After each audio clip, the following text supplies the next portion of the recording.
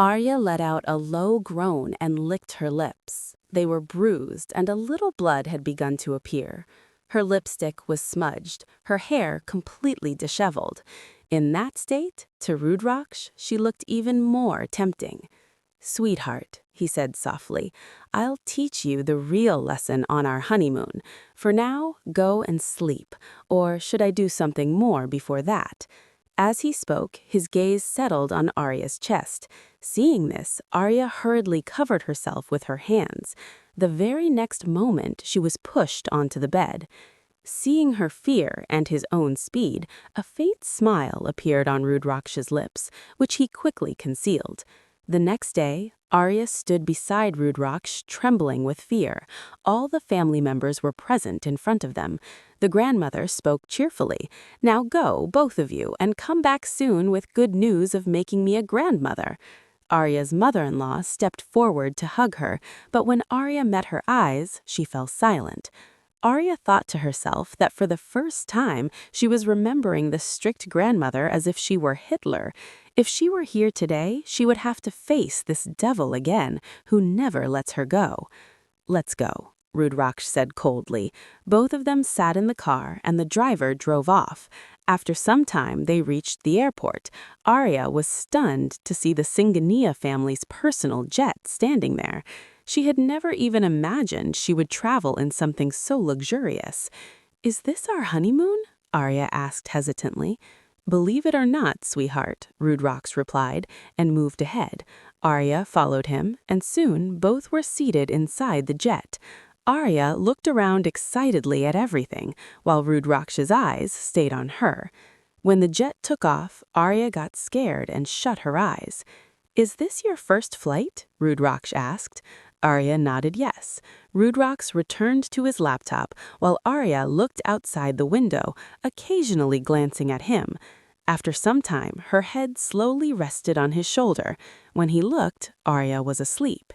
He brushed her hair aside and murmured, "Sleep as much as you want, sweetheart. You'll need all your energy later."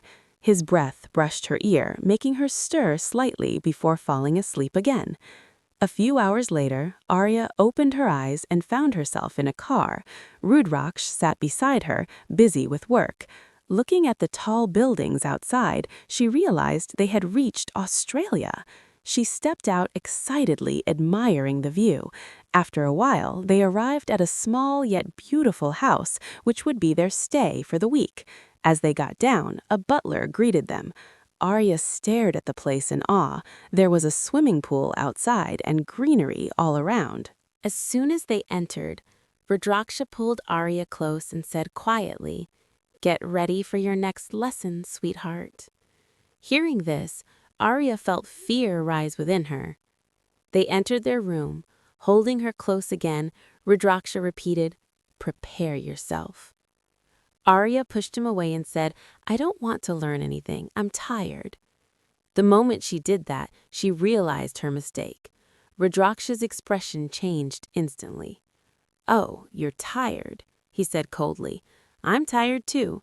I want to sleep. But I always bathe before sleeping. It's a habit. Since I'm exhausted, I don't feel like moving my hands, so why don't you bathe me today?" Arya stared at him in shock. "What are you saying?" she whispered. "As my wife, serving your husband is your duty," Rudraksha replied firmly. "Do as I say, or I'll bathe you myself." Arya didn't want to, but fear kept her silent. Holding her hand, Rudraksha took her to the bathroom. Biting her nails nervously, Arya wondered what would happen next. "Take off my clothes, sweetheart," he ordered. Fearfully, Arya obeyed. Every time her fingers brushed against him, she felt a strange current run through her body. Somehow, she managed to unbutton his shirt. Leaning close, Rudraksha whispered into her ear, "Scared already, sweetheart? Who will take the next step?" Arya's hands began to tremble, sweat forming on her forehead. She knelt in front of him and started undoing his pants. "Hurry up," Rudraksha said, "or I'll do something else. Seeing you like this is making a part of me restless." Arya's cheeks burned. She shut her eyes, pulled his pants down, then stood up quickly, breathing heavily. She just wanted it all to end. She guided him under the shower, turned it on, and stepped back. Rudraksha suddenly pulled Arya into his arms, and the water from the shower drenched them both. Her sari clung to her, and she quickly tried to step back, her heart racing.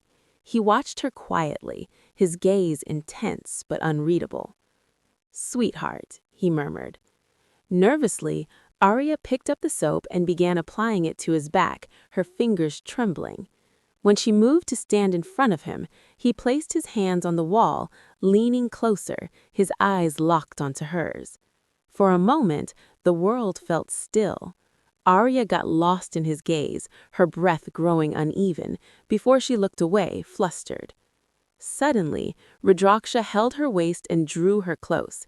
His touch was firm but slow, making her pulse race.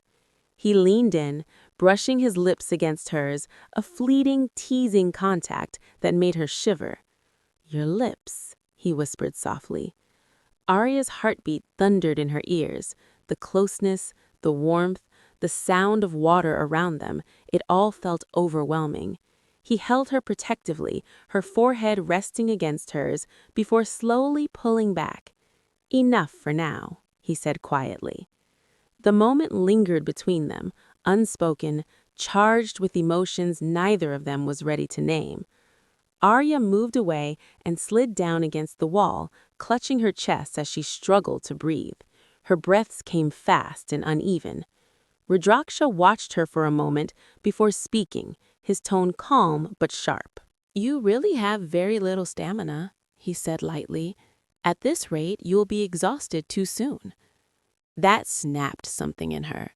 Arya looked up, anger flashing in her eyes. "Then let it end," she shot back. "I don't like you, and I don't hate you either, but I hate your touch. I hate your voice." Her words clearly irritated him. Rudraksh sat beside her, his presence overwhelming even without effort. "I might ruin you," he said quietly, "but only after you fill my heart completely." He tilted his head, studying her reaction. "And you said you don't like my touch." His voice dropped. "Your body says something very different." Arya's face burned with a mix of anger and humiliation. "That's not true," she said quickly. "I react because it hurts, because you force things." He caught her hand gently but firmly. "Fine," he said. "Today I won't touch you. You will." The meaning of his words made her freeze. Before she could pull away, his voice hardened just enough to frighten her. "Do as I say, sweetheart, or I won't be this patient." Trembling, Arya obeyed, closing her eyes as instructed. He said nothing more, only resting a hand on her head, slowly running his fingers through her hair until her breathing steadied. Time passed in silence. When Rudraksh finally stepped out of the bathroom, there was an unreadable calm on his face. He sat on the sofa, scrolling through his phone. A while later, Arya emerged, wrapped in a bathrobe that barely reached her thighs. Her movements were stiff, her discomfort obvious as she kept rubbing her arms, trying to ease the ache. Their eyes met. She looked away first. She went to her bag, changed quietly, and returned just as their food arrived. Arya served him automatically and sat down to eat when his voice stopped her. "Your husband is hungry and you're eating first?" he asked coolly. "Is this what you learned?" A painful smile crossed her lips. "Family," she thought bitterly. "You need one to learn these things." Lost in her thoughts, she didn't notice him watching until he spoke again. "Where did you disappear, sweetheart?" In a low voice, she replied, "Please eat." He leaned back. "I'm tired. Feed me." Too drained to argue, Arya did as she asked, silently finishing the meal that way. Later that night, Arya woke briefly and realized she was trapped in his arms. His hold was firm, possessive, as if she might vanish if he loosened it. "When will I be free from this man?" she thought. "He clings to me like a shadow." Tears burned her eyes. "God, only you can save me now." Her body ached, her heart heavier than ever. Yet, despite everything, Rudraksh had crossed no final line that night, and that confused her more than the pain itself. But whatever he had done that morning, Arya could never erase it from her memory. Slowly, she pushed herself to the side of the bed and tried to stand up. At that exact moment, she lost her balance and fell straight onto Rudraksh. Her heart skipped a beat. "Close your eyes, Arya," she scolded herself silently. Gathering courage, she slowly opened her eyes and looked at him. His eyes were closed. A wave of relief washed over her. She tried to move again, but suddenly Rudraksh opened his eyes. Arya gasped and immediately moved back in fear. Before she could escape, Rudraksh wrapped an arm around her waist, pulled her closer, turned her around, and pressed his lips on hers. Arya felt like she was sinking. This man truly had no peace, not even for a second. When he finally let her go, she inhaled sharply, her chest rising and falling rapidly. "It's you," she said breathlessly. "What are you doing?" Rudraksh raised an eyebrow. "That's exactly what you were doing. Sweetheart, a little morning romance." Arya glared at him. "I wasn't doing anything like that." He leaned closer, his gaze intense. "So I looked like a bed to you, but you fell on me and kept staring?" Inside her head, Arya snapped back angrily. "Better than looking at someone like you, I might go blind." But she didn't have the courage to say it out loud. Instead, she released her frustrations silently in her thoughts. "I need to freshen up," Arya said quickly. "Please let me go." Rudraksh smirked. "The thing we left incomplete last night, shouldn't we finish it first?" Her eyes widened in shock. Just as he leaned closer, his phone rang. Annoyed, Rudraksh stepped back and answered the call. Seeing the chance, Arya rushed into the bathroom and locked the door. After some time, he knocked. "Do you plan on settling in there?" he called out. "Come out quickly, sweetheart." Arya's hands trembled. Fear crept back. She didn't want a repeat of last night. She stayed silent until she was sure he wouldn't force his way in. When she finally came out, Rudraksh was already dressed. Saying she was bored, Arya left the room and began wandering around the house. She explored the garden, walked past the swimming pool, and finally sat at its edge, dipping her feet into the water. Lost in thought, she reflected on how her life had changed in the blink. She was married now, bound to a man who neither respected her nor cared for her feelings. Even if she wanted to leave, she couldn't. Her stepmother had sold her fate long ago. Meanwhile, Rudraksh's car stopped outside a famous hotel. The driver opened the door respectfully as Rudraksh stepped out ready to handle business. In the VIP lounge on the top floor, two men were already seated. As soon as Rudraksh entered, both stood up with wide grins. Vihan rubbed his eyes dramatically. "I can't believe it! RS is here! Looks like marriage made you even more handsome, right, Arav?" Arav laughed. "He's right. Even the toughest people change after marriage." They high-fived and laughed loudly. Suddenly, Rudraksh grabbed the gun and fired several shots into the air. Both men screamed and ran around before hiding behind the sofa. When the bullets ran out, Rudraksh calmly sat down like a king. "Come out," he ordered coldly. They slowly emerged and sat in front of him. Arav gulped. "Brother, why are you shooting at us?" Rudraksh smiled faintly. "Because you're the only ones who can tolerate me. But remember, there are other ways to kill, too." Arav sat silent. Bihan quickly changed the topic. "So what are you doing here? You should be with your wife. It's your honeymoon after all. And your wife is very beautiful." Before he could finish, Rudraksh picked up a knife from the fruit basket and slammed it down dangerously close to Bihan's fingers. Bihan screamed and pulled his hand back.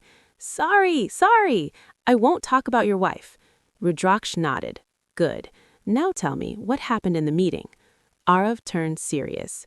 "Mr. Wilson refused the deal. You'll have to step in." Rudraksh's eyes hardened. "Fix my meeting with him." Vihan immediately called his assistant.